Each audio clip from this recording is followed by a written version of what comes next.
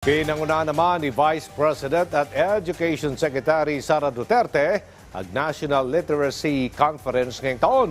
Yan ang ulat ni Jessie Atienza ng PTV Cebu.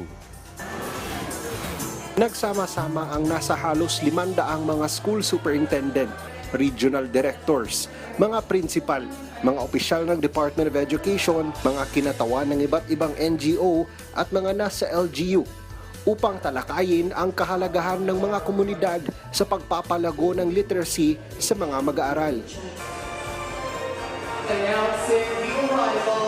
Mismo si Vice Presidente at Education Secretary Sara Duterte ang nanguna sa 2023 National Literacy Conference na ginanap sa lungsod ng Cebu.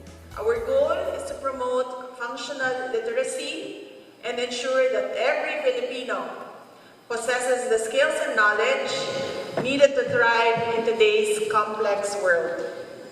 Functional literacy goes beyond simply reading and writing. It encompasses the skills necessary to apply this knowledge in real-life situations.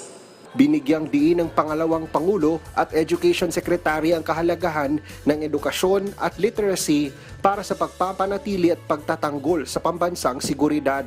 Education and literacy are essential for national security. A well-educated and literate population is more equipped to address the challenges and threats faced by a country. It enhances the capacity of individuals to understand and respond to national and global issues such as climate change, economic instability, political conflicts, and war. Tinalakay din ng mga dumalo ang pagpapalakas ng intercultural at inclusive teaching, kasama na ang mga best practices. Ang pagpapalago ng literacy o ang karunungan sa pagbabasa at pagsusulat ay hindi lamang responsibilidad ng paaralan, kundi pati na ng komunidad na nakapaligid sa mga mag-aaral para sila ay maihanda sa mas mapangahas at nagbabagong panahon.